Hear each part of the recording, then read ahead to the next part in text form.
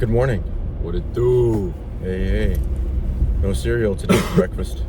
I feel better already. An apple. Oh, I thought you gave me a little fun. Okay. I was watching the road. Good job. Good man. How's it going? All right. So, one of your sisters, is either Kyle or Chloe, one of them asked me, I guess, this trend about how often you think about the Roman Empire. So it got me thinking about King Arthur and the Knights of the Round Table. I was thinking about I wrote a song about that, but not really. About the about the Roman Empire, or about the Knights of the Round Table? Arthur, but not about him. He was just kind of mentioned. What about his knights? Not a lot is known about his knights, but that's fine. I know a fair bit though. That's fine. Do you know that it wasn't King Arthur's idea for the Round Table? It was circumference. Okay. Yeah. And the brainy guy, the guy who was the smartest one, he was Sir. Pretty cool. That's great. Yeah. The best medic out of the lot was Surgeon. Yeah. But how was hockey? It was good. It was good. Was it? You don't like the Knights? No.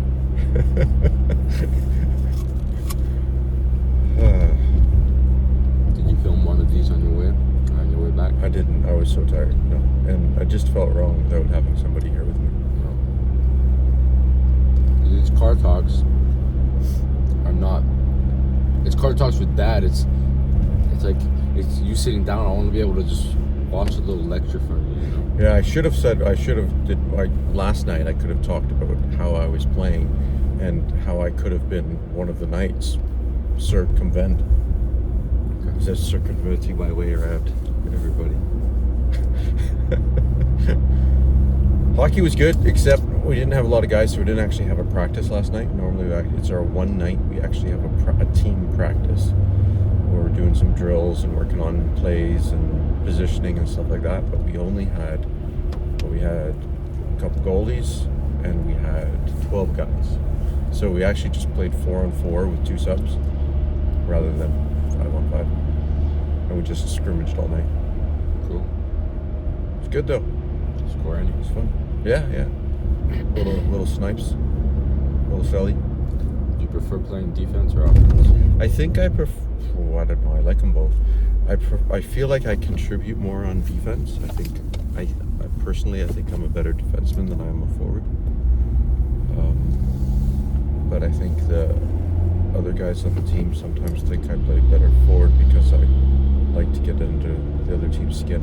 Like I press their D a lot. They're like I don't usually let their D make a easy pass kind of thing. Press their D. I press their D. That doesn't sound very good, does it? Defense. I press their defense. Yeah. Good one, Coby. You know, there's certain things that you shouldn't joke about with your father. Like some of the, like I would never say that in front of my dad. Never.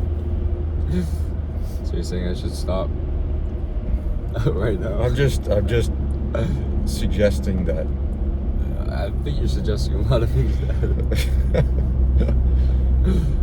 To be honest with you. Yeah. So what do you want to know? What stories do you want to hear? I want to hear about your favorite couch from when you were a teenager. From when I was a teenager? What was it? Your favorite couch. My favorite couch. I'm going to start with my favorite chair. Okay. Right, because I had just moved to Halifax into the dorm of first year uni. And a few of us, we were out on an excursion. We were on an excursion. And there was a garage sale. You guys don't know about garage sales, do you? You don't really see them here. No. But people just put their crap out in their driveway on a Saturday morning, and anybody can come by and buy their stuff. And there was a couch and a chair, matching couch and chair. They were like it was like a gold and yellowish kind of color, but they were old, right? So they had lost their shine. They lost their luster. Now the couch was too big for our room, but me and Saunders, my roommate was Saunders, and we're like, we gotta have that couch or that chair. So we went back. I can't remember how we got it, but we got the chair, and we had the chair in our dorm room. It was a good chair. Yeah. What about It was a high comfy school? chair. High school. Favorite couch? Favorite couch. Good question. I mean, couches weren't. Favorite couch to sit on? Favorite friend's couch to sleep on? Well,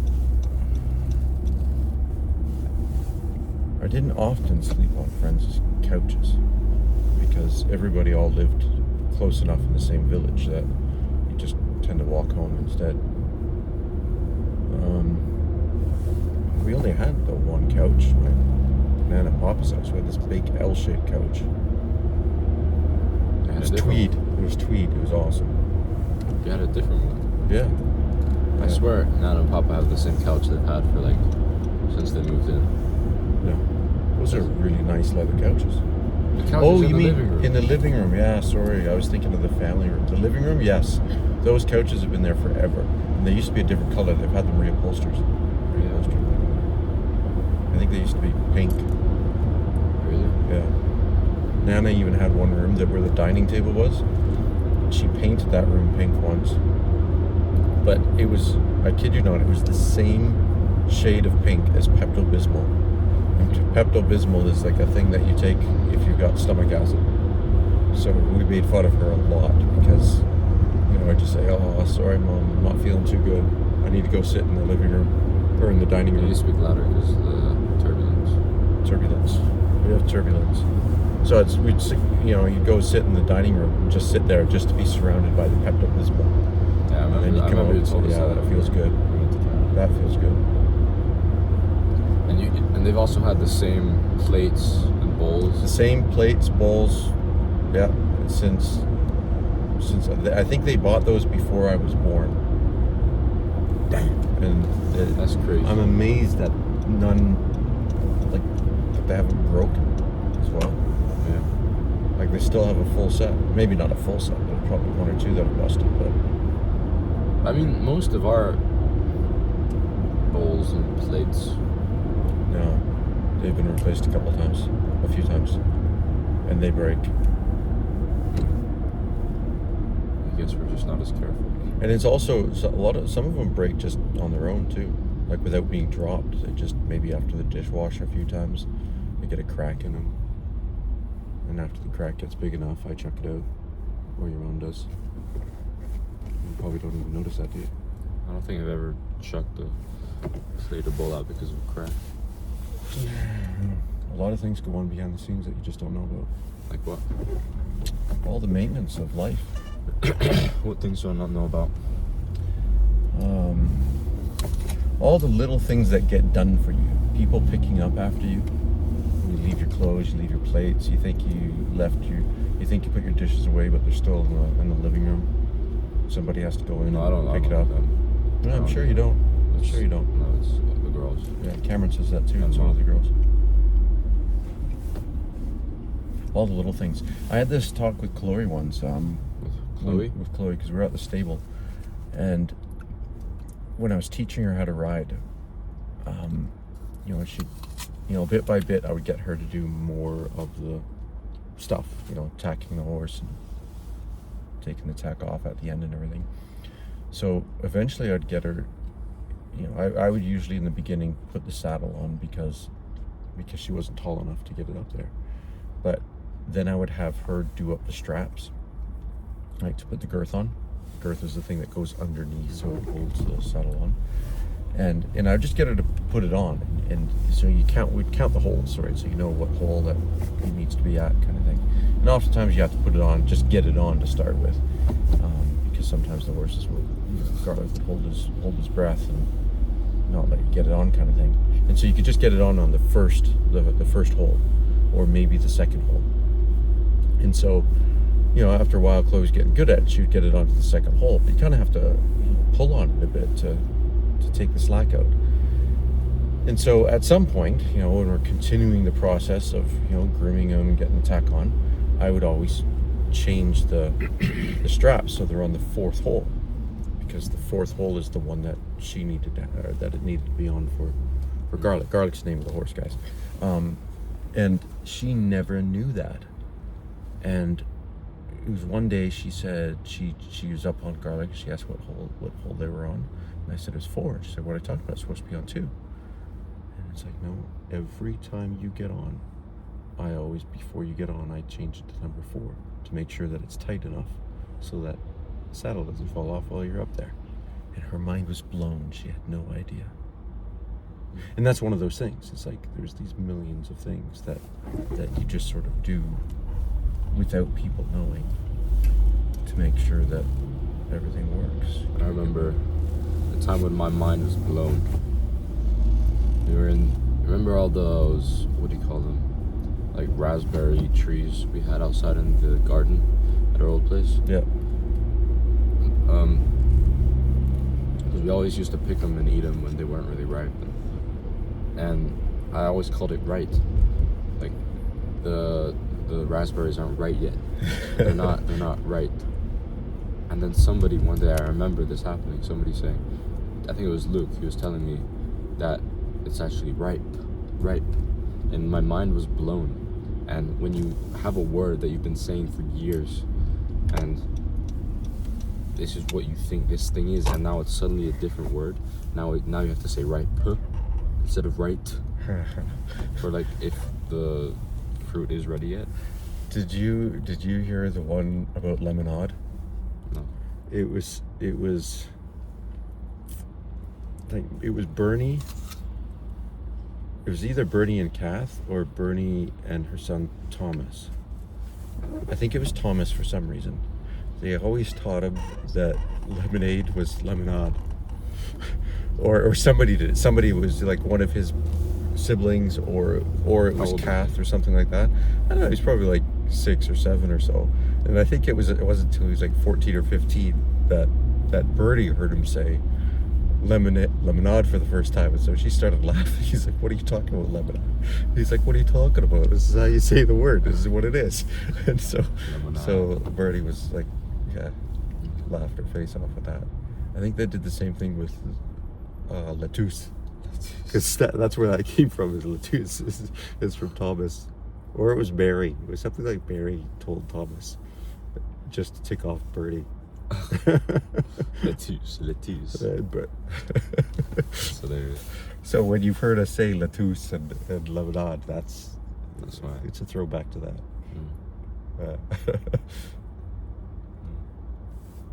So a lot of things you figure out once you get older that you're hidden from as a child. What's the latest thing that you figured out that you were surprised about? I don't know, just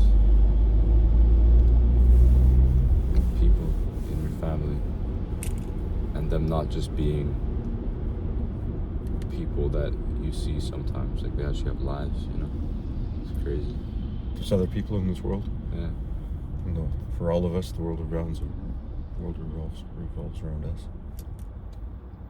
Well, not really, but you kind of, in a way, feel that as a kid, because you kind of just take in what you see, and that's kind of it. It's everything you know, right? Exactly. You don't really think about anything else.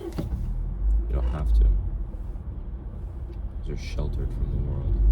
Do you remember a time when you were a kid when you discovered that other people also have thoughts and feelings just like you? No, I don't think I was that dumb. Have you discovered it yet? I think so, yeah. Other people have what? I was looking through Mom's camera roll yesterday, and it was a video. I went like back as far as I could in videos, and it was a video of us on Christmas of like 2011 or something, and everyone was opening presents and you were filming, and Kyla had gone off and started opening other people's presents. So you were like, hey, don't open other people's presents. It's not yours, Kyla. Whatever. And then you said like, hey, that's Kobe's. And then I see, and the girls are like 2 at this point. I'm like 4, and I just run over and I'm like, stop! And she'd open like a football. Yeah, it was hilarious. And then the video cuts right there as well. You've always been very adamant about keeping rules. Have I? Yeah, we always thought you'd be a police officer. Because rules are rules, and Well, there's certain rules that don't need to be broken. Yeah. But there's also some that do. Tell me about a rule Sometimes. what's a rule that needs to be broken? Hierarchy. In your mind. That's an interesting topic. What kind of hierarchies are you talking about? People who think they're better than you, or they should be respected for a name that they have, or a role that they play, but they haven't actually earned respect. I feel like everybody should have to earn respect, because you have to prove yourself to. Do you think everybody has to somebody else. earn respect, or do you think that you should start out by giving the benefit of the doubt to people so that you respect? Well, yeah. I mean, right? I Like always you- have some sort of And you respect you for also people. act respectable towards people. Yeah. I mean, I would try to act respectable towards people. You know, there's certain people or certain times that maybe I don't, but that's that's mostly circumstantial. I think more about what you're saying would be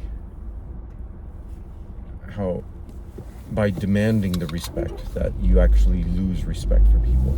Like when you just run into somebody in the street, like you That's what I meet mean. somebody, it's like, well, you should respect them immediately, right? Like you should show common courtesy to everyone and be polite and kind and hold the door open for people and et cetera, et cetera, et cetera. But once they start acting in a way where they think that They deserve it, and that, or like they, I don't know, yeah, but yeah, that's kind of what I meant. yeah. Is, yeah, I don't know. Always show respect to people, but like not, Right. I don't know. So it's more when they, I guess, are almost implying a hierarchy Yeah, that should not actually exist. yeah, because, I mean, when you're just walking the street and you bump into someone and they, I don't know, they get mad at you or something, or like whatever, like shit happens, you're kind of on the same level, you know. So Obviously, there is kind of, when you're working or your boss or something, there is some sort of given respect or given, I don't know, or like, because he's your boss, but So when should some type of hierarchy exist, or should there ever? well, I guess with police, law enforcement, sometimes, but you kind of Yeah, have and to. You then- kind of have to. Yes, and Otherwise- yet they should still also be respectful. Exactly, yeah. But yeah, when people kind of make it hard for you to be respectful because they're just being a jackass, kind of makes you not want to be respectful. And what do you think about the common buzz term that's been going around? Maybe not so much now, but has been a lot as far as the hierarchies in relation to patriarchy in society. And what do you think about that? Well, I don't think it's right. What's not right? Sort of thinking that you're above somebody else because of your nationality or your race or whatever, where you're from. But I feel like that's kind of innately human, innately, I don't know, animal or whatever. It's just to sort of think that where you're from is better than not everywhere else, but like you kind of you're gonna stand up for your country, you know. Yeah. That's kind of So- given. That actually makes me think a little bit, actually, a sensitive topic, but I would say I think that has a little bit to do with racism. And I've talked to the girls about this before, and it's, I mean, first of all, racism's wrong, and it'd be great if it didn't exist, etc., etc., etc. But let's look at it from an evolutionary perspective. if you have your tribe, right, everybody in your tribe, then you see somebody, they get close to your territory, kind of thing, to your town, your village, whatever it is. We're talking from like years ago, right? You don't know who that person is. So I think there's an immediate degree of discrimination towards that person because you don't know who they are, you don't know if they're safe. Even on a subconscious level, it's not like that's normal. Even just walking down the street, seeing somebody, there is right. a kind of, I don't know, caution because you don't really know them. Right, and I would suggest that that's an emotion that we have, or a reaction, a behavior that we have that's developed from evolution, right? Because if you don't know who the next person is over in that's you can't let your guard down. Right, you can't let your guard down. You don't know if they're going to steal your food. You don't know if they're going to kill you. You don't know nothing about them, and so it's kind of a behavioral immune response, right? So the BIM, behavioral immune response, and you see tribes of different people fighting, warring with each other all the time, right? Like if we look at different clans in Scotland, because or anywhere, right? It's the same kind of thing, and you've got all these groups that are just the next hill over, and they're fighting with each other, and so a lot of it is just trying to protect yourself, protect your tribe. Now, of course, once you get to know somebody, you might recognize, okay, now after a certain period of time, you've realized that this person is safe, or somebody from that tribe is safe. And in fact, they would even do that sometimes almost intentionally, where, a kid from this tribe gets married to a kid from that tribe, and it's arranged so that there's a link between those tribes so that they can become allies. Romeo and Juliet. Yeah. But again, it's still innately within you to discriminate against people you don't know. Mm-hmm. So you could imagine that the further someone is from you, and like all things, that can be pushed to an extreme. right? Exactly. So the next tribe over, they're probably the same, the same race as you, right? But you go further away, and gradually you start to see differences in traits in the way people look, whether it's skin tone, color, different anomalies like in the shape of eyes, foreheads, whatever. And you can imagine how the further somebody gets away from you in ancient times, how that could be still, it's something that's different, and so you're not sure yet if they're safe. And so I don't want to say that racism had its role previously, but there was definitely a behavioral immune response. I wouldn't say that was racism. No, it wasn't that racism. Wasn't racism. That was probably just a newer term, right? That was just, I don't know, like keeping your guard up. That's just protecting yourself and your people, which you had to do. That's not.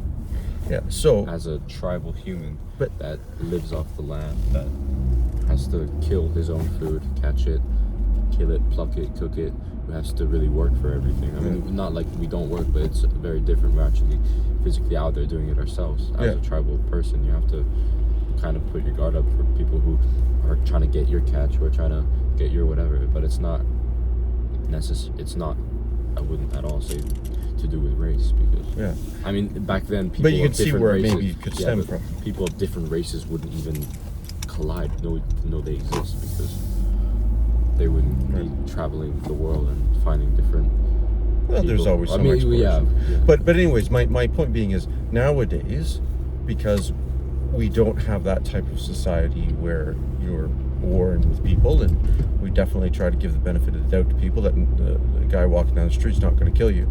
But it's really, I'm almost inclined to think that there's a component of discrimination that's within people, but through education, which should be, ideally a fair bit of education these days, that now there's no reason for racism to exist, and we should try to abolish it as best we can, for sure. But I think it's also coming down to recognizing that it comes through education. Education. That's my story. And now we Sticking go to it. do education. Kobe's got to go. Kobe's going to Episode educate. 3 done. All right. I'm heading out too. Thanks for the ride, yo. See you later. Love you. Love you too. Bye. Bye. Oh shit, where's the tickets?